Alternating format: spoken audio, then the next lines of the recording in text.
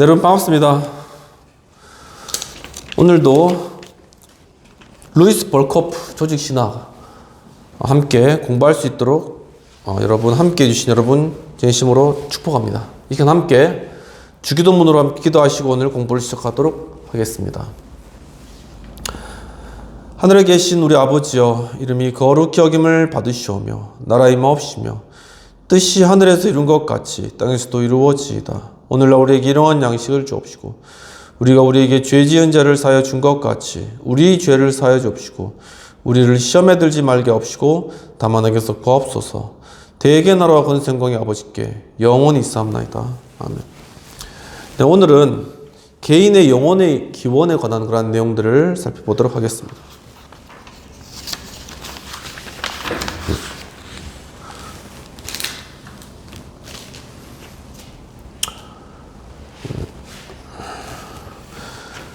첫 번째는 영혼의 기원에 관한 역사적 견해가 되겠습니다. 그리스 철학은 영혼의 기원에 대해 많은 관심을 기울였으며 기독교 신학에도 결정적인 영향을 미치게 되었습니다. 혼의 본질, 기원, 계속적인 존재 등에 관한 끊임없는 논의가 있어 왔습니다. 플라톤은 혼의 선재와 윤회를 믿었습니다. 초대교회 때는 알렉산드리아 학파만의 혼의 선재에 관한 교리를 주장하였습니다. 그러니까 혼은 미리 존재하고 있었다는 것이죠. 오리겐은 이 견해를 대표하는 선두주자였습니다. 이 관점을 시간 이전의 타락 개념과 연결시켰습니다. 이 밖에도 다른 두 견해가 등장하여 기독교 교회에 영향을 주었습니다. 창조설은 개인이 탄생할 때 하나님이 새 영혼을 창조하신다고 주장하였습니다. 이 생각은 동방교회를 지배했으며 서방교회에서도 일부 지지자들을 확보할 수 있었습니다. 히로니무스와 픽타비움의 힐라리우스가 그 대표적인 저자였는데, 서방교회에서는 영혼 유전설이 점차 뿌리를 내렸습니다. 이 견해에 의하면 인간의 영혼뿐만 아니라 몸까지도 유전된다는 것입니다. 이 입장은 인간의 본성이 그 전체성에 있어서 하나님에 의하여 창조되었으며 인류가 번식해감에 따라 점차 개별화되어 왔다고 주장하는 현실주의적 이론과도 잘 어울립니다.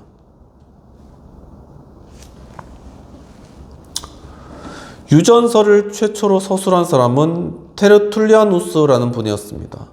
그의 영향 아래서 이 이론은 북아프리카와 서방교회의 지지를 받았습니다.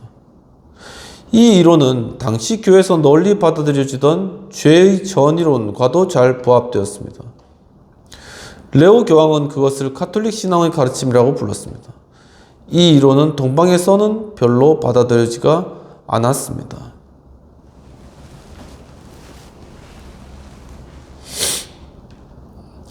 아우구스티누스는 두 견해 사이에서 어떤 편을 선택할 것인가의 문제를 놓고 고심을 하였습니다.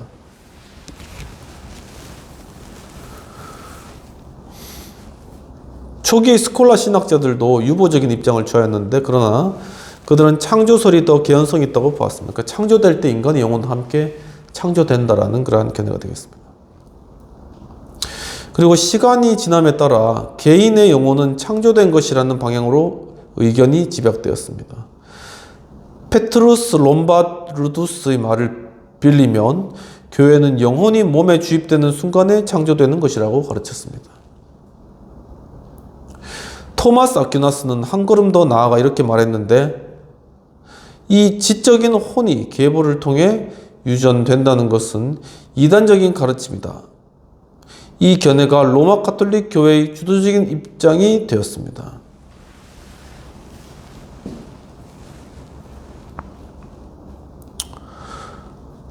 종교개혁 시대 이후로 신교도들 간에는 견해 차이가 나타났습니다. 루터는 유전설을 선호했고 이것이 향후 루터교회의 지도적 입장이 되었습니다. 반면에 칼빈은 창조설을 단적으로 선호했습니다. 창세기 3장 16절의 주석에서 그는 이렇게 말하였는데, 일부 작가들이 꾸며낸 이야기에 근거하여 영혼이 최초의 부모로부터 유전되어 왔다고 말할 필요는 없다. 이렇게 이제 이야기를 하였다고 하네요. 종교개혁 시대 이후로 이 생각이 기독교의 공통적 입장이었습니다. 그렇다고 해서 이 법칙에 예외가 있을 수 있다는 말은 아닌 것입니다. 뉴잉글랜드의 신학자 조나단 에드워즈와 홉킨스는 유전설을 선호하였습니다. 율리우스 밀러는 기독교 죄론에서 영혼의 기원을 설명하면서 이전 시간의 타락설과 혼의 선재성을 옹호하는 주장을 개진하였습니다. 두 번째는 선재설이 되겠습니다. 오리겐, 스톡투스 에리게나나 율리우스 밀러 등과 같은 일부 사변 신학자들은 인간의 영혼은 현재 상태와는 일종의 전 상태에 존재하고 있었는데, 그 상태에 어떤 상태가 발생하여 현재와 같은 상태 안에 영혼이 존재하게 되었다는 것입니다. 오리겐은 인간이 현재와 같은 물질적인 실존 상태에 있게 됨으로써 물리적이고 도덕적인 불평등과 불규칙성에 종속하지 않을 수 없게 된 것은 전 실존의 상태에서 범한 죄 때문이라는 견해를 펼쳤습니다. 약간 이게 윤회론하고 좀 비슷하네요.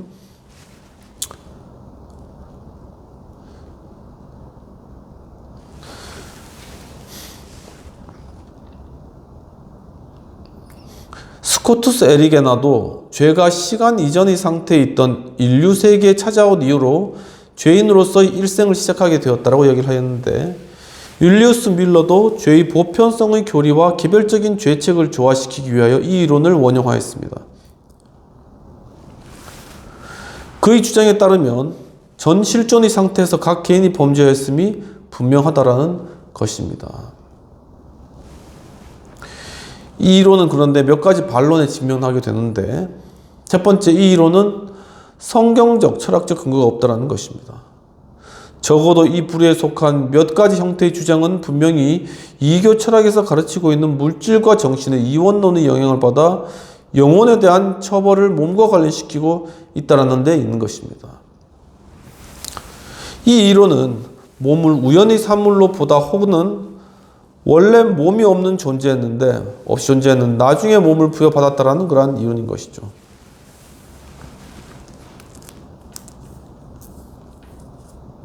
인간은 몸이 없어도 완전한 존재라는 것입니다. 이와 같이 하여 인간과 천사의 구별은 없어지고 말았습니다. 세 번째, 이 이론은 인류의 통일성을 파괴합니다. 모든 개체로서의 흔들이 현재의 생명으로 들어오기 오래전부터 이미 존재했다고 가정하기 때문입니다. 개별적인 혼들은 인류를 구성하지 않습니다. 이 이론은 인간의 의식 지지를 받지 못합니다. 인간에게는 그와 같은 전실존에 대한 기억이 전혀 없습니다. 인간에게는 또한 인간의 몸이 감옥이라거나 혹은 혼에 대한 처벌의 장소라는 느낌이 전혀 없는 것입니다. 사실상 인간은 몸과 혼의 분리를 부자연스러운 것으로 두려워할 뿐인 것입니다. 세 번째는 유전설이 되겠습니다. 이 이론에 의하면 인간의 영혼은 몸과 함께 혈통을 통하여 전이된다고 합니다. 즉 그것은 부모에 의해 자식에게 유전되는데, 초대교회 때는 테르툴리아누스, 루피누스, 아폴리나리우스, 니사이 그레고리우스 등이 유전설을 주장하였습니다. 루터 이후에는 유전설이 루터 시대의 지도적인 견해가 되었습니다. 개혁교회에서는 스미스와 쉐드가 이 입장을 선호합니다. 스트롱도 이 입장을 소유하게 되는 것입니다. 그렇다면 첫 번째, 유전설을 지지하는 논증입니다. 몇 가지 논증이 이 이론을 뒷받침하는 논거를 제시합니다. 첫 번째, 우선 이 이론은 성경의 지지를 받습니다. 작은 첫 번째로는 하나님은 오직 한 번 인간의 코에 생기를 불어넣으시고 이후의 종의 전파는 인간에게 일임하셨습니다. B는 하와의 창조는 아담의 혼의 창조 안에 포함되었습니다. 왜냐하면 그녀는 남자에게 속해 있고 그녀의 혼의 창조에 관해서는 아무런 언급을 하지 않았기 때문입니다. 하나님께서는 인간을 창조하신 뒤 창조 사역을 중단하셨습니다. 후손들은 조상의 허리에서 날 것이라고 말씀하셨습니다. 이 이론은 식물 및 동물의 생명의 유비에 의해서도 뒷받침하는 것입니다. 이 유비에서 숫자의 증가는 직접적인 창조물들이 끊임없이 증가함을 통해서가 아니라 부모의 혈통 또는 그 줄기로부터 새로운 개체들이 자연적으로 파생되어 남으로써 이루어진 것입니다. 이 이론은 또한 정신적 특징과 가족의 개성이 유전된다는 사실이 뒷받침되기도 하는데, 가족의 특징은 종종 신체 유사성과 같이 눈에 띄게 나타날 수가 있는데 이와 같은 유전은 교육이나 모범 등을 통해서는 설명이 되지 않는 것입니다. 그 이유는 부모가 살아서 자식을 기르지 않는 경우에도 그 특징이 나타나기 때문인 것입니다. 네 번째로는, 마지막으로 이 이론은 몸의 문제라기보다는 혼의 문제라고 할 수 있는 도덕적, 영적, 부패의 유전 현성을 설명할 때도 최적의 기초가 되는 것입니다. 유전설을 현재주의 이론과 구별시켜서 원죄를 설명하는 일은 흔히 있는 일이 되겠습니다. 그러면 두 번째로 유전설에 대한 반론도 함께 살펴보도록 하겠습니다. 이 이론에 대한 몇 가지 반론이 제기될 수 있는데, 첫 번째, 유전설은 영혼의 단순성이라는 철학적 교리와는 배치된다는 것입니다. 혼은 구분될 수 없는 순수한 영적 실체입니다. 영혼이 유전되었다고 말하게 되면 인간의 영혼이 자녀의 영혼과 부모의 영혼으로 분리되었다라는 추론이 나오게 됩니다. 자녀의 영혼이 아버지에게서 온 것인가 아니면 어머니에게서 온 것인가 하는 어려움이 문제가 되어가게 되는 것입니다.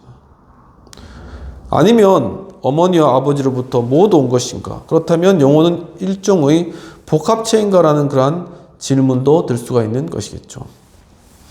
이상에 제기된 난점을 피하려면 다음과 같은 세 가지 이론 가운데 어느 한 이론에 의존하지 않으면 안 되는데, 첫 번째는 자녀의 영혼이 선지했다라는 것입니다.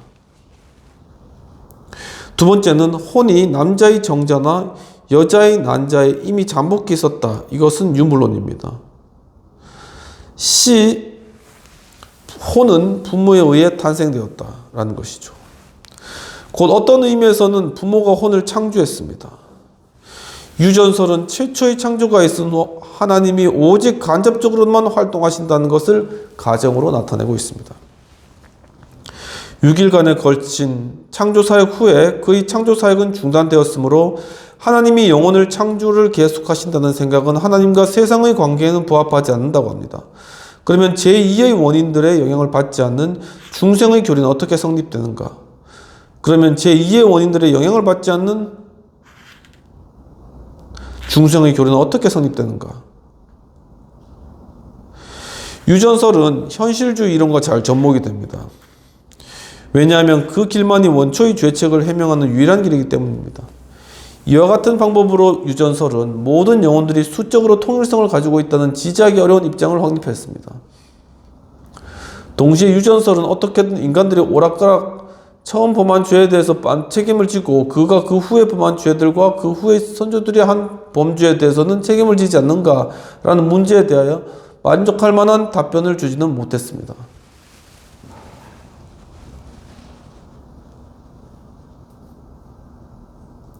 마지막으로 방금 언급된 형식에 따르면 그리스도론에 있어서 극복하기 어려운 난점이 나타납니다. 만일 아담 안에 인간의 본성 전체가 범죄하고 따라서 인간 본성의 모든 부분이 실제로 범죄하였다면 그리스도의 인성 또한 범죄하여 죄책을 지고 있다는 결론을 피할 수 없기 때문입니다. 왜냐하면 그리스도의 본성도 아담 안에서 범죄한 것이기 때문입니다. 네 번째로는 창조설에 관한 내용을 살펴보도록 하겠습니다. 이 견해에 따르면 각 개인의 영혼은 하나님의 직접적인 창조물로 간주되어야 한다는 것입니다. 영혼은 하나님의 직접적인 창조 사역에 기인합니다. 물론 언제 하나님이 영혼을 창조시키는지는 명확하게 말하기는 힘듭니다. 영혼은 순수하게 창조되지만 부패한 육체와 연합됩니다. 그렇다고 해서 영혼이 육체와 분리되고 먼저 창조되고 그 후에 육체가 접촉함으로써 오염되었다는 그러한 말은 아닙니다.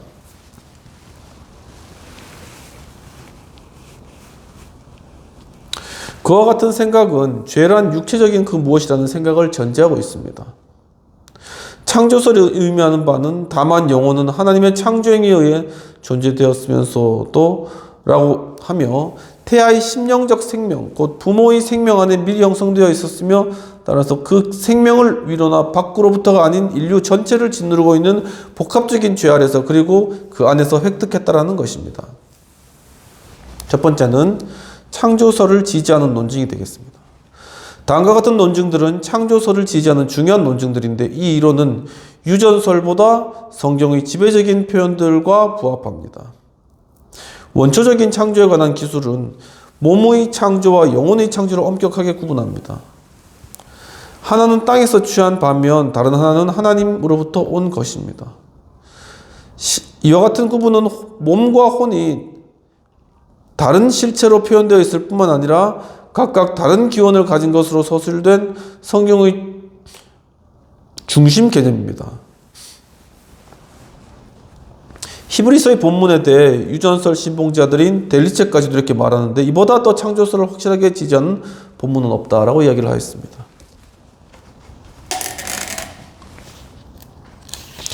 이 이론은 유전설보다 인간 영혼의 본질에 더 부합합니다. 창조설은 모든 기독교인들이 일반적으로 인정하고 있는 인간 영혼의 비물질성, 영성, 불가분성을 잘 드러내주고 있습니다.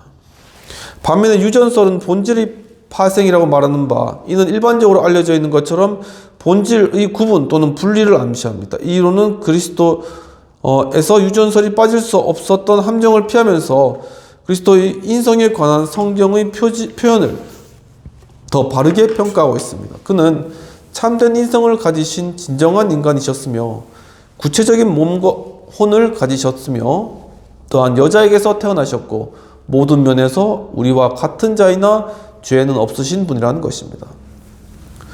그는 모든 다른 인간들과 같이 아담이 한 범한 죄의 책임과 오염을 나누어 가지신 분이 아닙니다.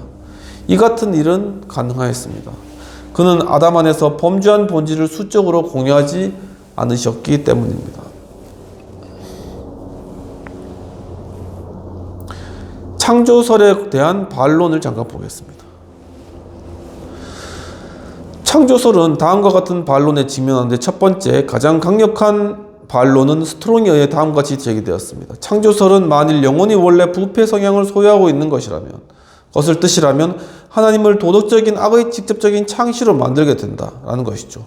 만일 이 이론이 영혼이 순수하게 창조되었다고 주장하게 되면 하나님은 도덕적인 악의 간접적인 조성자가 된다라는 것이죠. 왜냐하면 이 이론은 하나님이 영혼을 몸에 집어넣어 필연적으로 부패시킨 장본인이라고 가르치기 때문이다 라고 이야기를 하고 있습니다. 이것은 그야말로 심각한 난점이며 일반적으로 결정적인 창조설 반대 논증으로 인식되고 있습니다. 아우구스티누스는 창조론자들이 이 같은 함정을 피해야 한다고 주의를 환기시켰습니다. 그러나 창조론자들이 유전론자들처럼 원죄를 완전히 유전의 문제로 간주하고 있는 것은 아니라는 점을 기억해야만 할 것입니다. 아담의 후손들이 죄인인 이유는 그들이 죄악된 육체와 접촉했기 때문이 아니라 하나님이 그들에게 아담이 불순종한 죄를 전가시켰기 때문입니다.